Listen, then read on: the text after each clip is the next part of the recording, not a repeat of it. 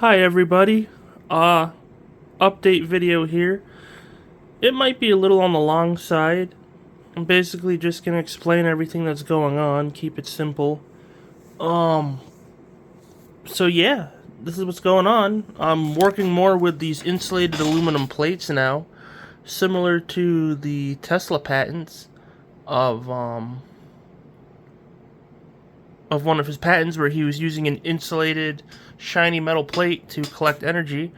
What I discovered is, or I should say rediscovered, is the shiny insulated metal plates work great for collecting the energy from this type of radiant energy Tesla coil. As you see, we have an incandescent bulb lit, very bright, gives off heat. We are consuming 26, we'll just say it's 27 watts. This bulb is lit, this incandescent. We have remarkable wireless power with this little guy. Little bright wireless LED. One of my new favorites. So I'm demonstrating here I can run from this output incandescent bulbs. I can charge batteries with this output that then run an inverter. And for that step, I have to send this power. This power is DC right now. It gets sent through a bridge rectifier. This power is about 110 volts DC. It goes through a DC to DC step-down boost converter that will step it down to about 12 or 15 volts DC at about 1 amp or 2 amps. And I can recharge batteries. That then keeps the system self-sustaining, or it will recharge other devices. So basically, the metal plates work a lot better than the coils I discovered to avoid detuning. There are still a few issues with the system that are very irritating and difficult to work out, but the metal plate design seems to mitigate a lot of those effects. The biggest issue I have right now is when I have multiple receiver coils and I combine their DC output, somehow it detunes the system. I'm not sure why, but the tuning is extremely irritating with multiple receiver coils. It's like the moment you connect the DC outputs of all the receiver coils, it gets detuned somehow. And that problem seems to mostly be avoided with the metal plate design. But again, the other issue we have is if we combine the DC output of the metal plate's bridge rectifier, with the output of a receiver coil's bridge rectifier, somehow it still gets detuned, and this bulb will get like half as bright, and we will consume like much more power, probably 30 or 35 watts. So the most effective way is to just use the plate technique and stack them that way. That seems to work and be the most simple. And again, if you add another receiver coil, it can then run its own separate load or recharge a small battery. That can work without detuning itself, as you see here. This guy will light up wirelessly when he gets in range of the coil. And I'm pretty sure this thing is giving off some type of scalar energy. As for the fact this is still lit pretty bright when behind an insulated plate, that should be blocking the signal. We're not at high power levels, so this kind of proves the signal can propagate through solid matter. Do I know that for a fact? No. Is it a guess? Yes. Is it accurate? It could be. More thorough testing is required. And again, my glow tube is also lit here. He's just lit from being near the transmitter. And for those who don't know, when I shut the system off, as you see it's off, this tube will continue to glow for a short time. And the reason that glows for a short time is because I coated a UV emitting fluorescent tube with the world's brightest glow powder. And eventually I thought I could wrap this thing in the most sensitive solar panel and it would output power and I could keep scaling it. The only issue I have is finding a solar panel sensitive enough to convert this minimal light it outputs into usable power. Right now it's kind of just a demonstration piece. As you see, system is off. The incandescent bulb is out. Still pretty hot. The wireless light is out. And I will turn it back on. And here we go. Our system comes back on. I will toggle it off and on. So as you can see, there's no like tricks or BS going on. Dedicated years of my life to this research. Only recently can it light incandescent bulbs, recharge batteries, keep itself self-sustaining with an excess of anywhere from 3 to 5 watts, and that comes from the receiver coils, or it comes from the insulated metal plates. As you see, if I touch or move the plates, the bulb will dim out. And I'm definitely going to keep pursuing the plate design. Seems very promising. Screwing and unscrewing the incandescent will temporarily affect the wireless power, but not for long, maybe for half a second, which is very interesting. So yeah, that's that. Figured I'd give you guys an update. And the way the system basically is working now is I have these supercaps, little pricey. I got them from Brazil. You don't have to use supercaps. You can use nickel metal hydride batteries with the plates, the rapid recharge ones with no memory effect. So anyway, I got these guys. They power up a DC converter board. We have 14 volts here, DC, powering up our converter board, which will take that and step it up to all the way anywhere from 0 to 120 volts DC. And I have fine control over the transmitter with that. So that board powers up the transmitter wirelessly. And then this is an insulated metal plate, aluminum plate. Those two are insulated. That's just a receiver coil. All this received power gets combined through my bridge rectifier here, which then can light a high current incandescent bulb. So if I stick the voltage meter here, I will read the fact that there's still 50 volts excess here. This output is about 110 volts DC at about 1.2 amps. There'll be 50 volts remaining running a 40 watt incandescent. If I put the meter in current mode, we'll see that it consumes about half an amp with 50 volts left over. So yeah, that bulb is being run from the collected energy of all the metal plates through the rectifier. And we basically connect one end of the rectifier, the AC side, to the positive output of our DC boost converter, which is on an 80 volt line. And I think we're capturing some kind of back EMF. And then from that, the other AC side connection goes to all the aluminum plate outputs that have been combined. So to sum it up, AC output of this rectifier goes to the positive 80 volt rail output of the DC boost converter. The other AC side is connected to the all the metal plates that are in parallel. And we get power here, tremendous amount. Well, a respectable amount. So we can light incandescents. We can also use this output to rapidly recharge capacitors and batteries and run inverters because we're at such a high frequency. What I was doing here in my other videos is I would use this output. It would charge up this capacitor bank. This capacitor bank would charge up to 110 or 120 volts DC.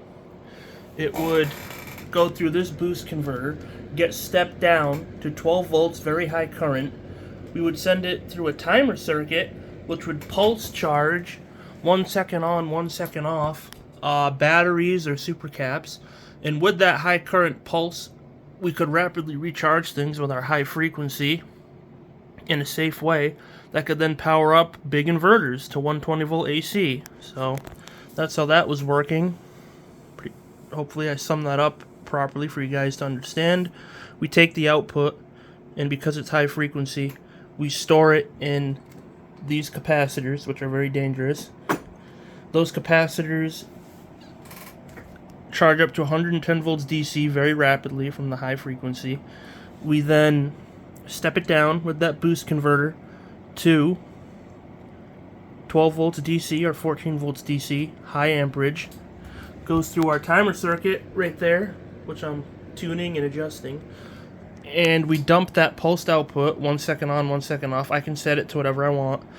And that high current pulsed output will recharge supercaps and batteries that can then run a 120 volt AC inverter. And the pulsing of that high current, high voltage, well, the pulsing of that high current, low voltage I should say, didn't mean to say high voltage, the pulsing of that power will allow us to recharge very rapidly batteries and supercaps that can then run an inverter.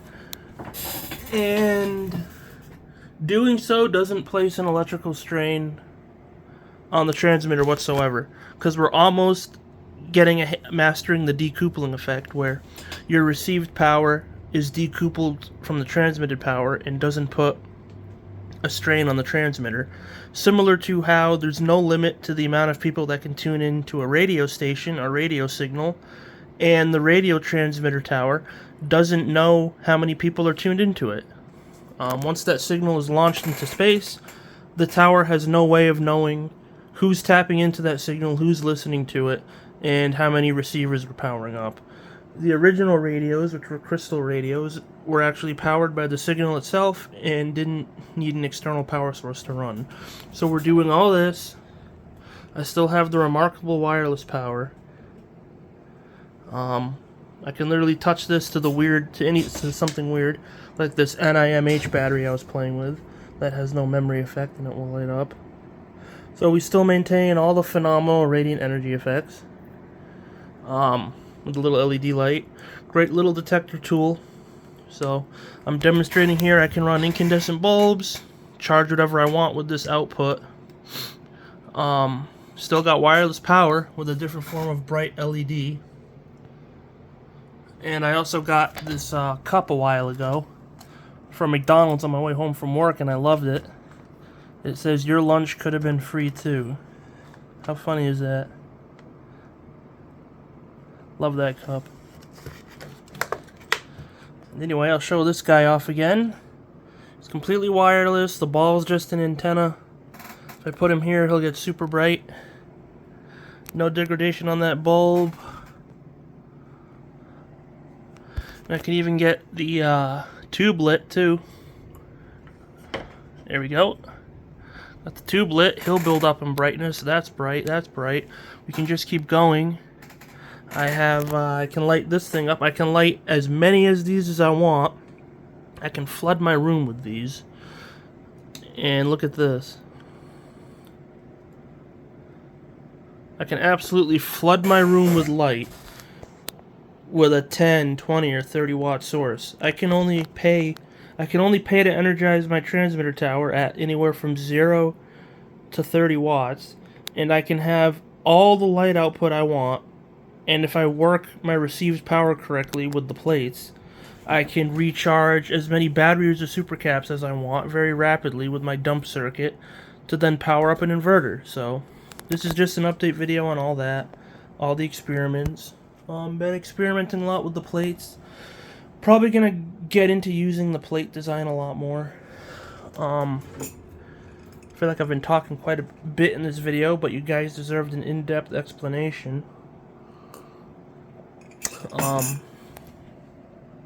More updates are coming soon. Just been ridiculously busy. The holidays, sick family, work, doing marathon hours at work because they're short-staffed. Everyone's quitting where I work. I don't know how people are paying their bills. No one wants to do anything. For those who don't know, I'm 26 years old. Work full-time. Always a Tesla fan as a kid. Do this as my side hustle / side hobby. And MTECH Industries is basically mostly an open source research company. It's an amazing community of people that share ideas and want to see how far we can take this technology and go with it. What is the goals of this company? Well, the goals are to inspire you to create some of these things yourself while providing you with a very solid foundational framework to create these devices. So with that being said, what are the goals of this company? Well, the goals are multiple. To give you a very good guide and foundation to create phenomenal energy-efficient wireless power. The other goal is to master this technology, which has nearly been done. Create self-sustaining generator units. I have self-sustained this device. The way it's set up now is a little bit of a pain in the ass, but it will be self-sustaining. The output isn't quite where I want it. It takes very long to recharge itself. The output will basically give you... You can run like LED lights, halogen bulbs for maybe a short time, half an hour to an hour. And then you would have to shut the device off. Well, you would shut the inverter off, and then the system recharges itself back up in pulses. Because when you think about it, everything in nature has a heartbeat or a pulse, kind of. And the best way to use this power is to use it in short, abrupt, powerful pulses. So that kind of explains a few things. And we're also going to get into different types of power cells. I'd like to get into exotic, self-recharging batteries or power cells. I've had some ideas to start making an advanced crystal cell unit with new nanite material that should be self-healing and convert distilled water into electricity very powerfully, that we would then use to recharge a battery or cap bank and be off running. Basically, that device would be a true generator in the sense that the input is water and you have an output of power without requiring power to begin with.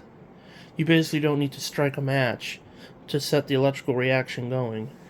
So with this system, it's more of an energy pump, and once turned on, the plates collect more radiant energy from the environment that can then power bigger loads. I'll be honest, I'm getting kind of burned out with all this stuff, but it is fun. I'll always work on it. It's my hobby. It does keep improving and getting more efficient every month. The big model, super close to coming. That's going to be a kit real soon. I could technically get it done and built now if I wanted. But, the only issue is a little bit of tuning, a little bit of grinding out the details, and that's probably going to sell for $500. And yeah, basically been swamped with orders lately from people ordering the kits. Very thankful to all you guys. Would not be where I am without all your help. You guys have been amazing. The community is awesome. And I hope this research can keep continuing. And the end goal of this company, of MTECH, is to be an open source research company, share everything we know, and give you guys a solid framework to construct amazing systems. We're going to be getting involved in multiple different things. Advanced wireless power. We're going to try our hand at self-recharging batteries, self-recharging crystal power cells. We're going to try and find ways to generate electricity extremely cheaply, very efficiently, and very powerfully from distilled water, our power cells, stuff of that nature. And all discoveries will be detailed in the PDF as well. The PDF will be updated and very long. And for those who don't know, I've got a Patreon to support this work. I've got a YouTube channel, which this video will be on, so feel free to like and subscribe to that.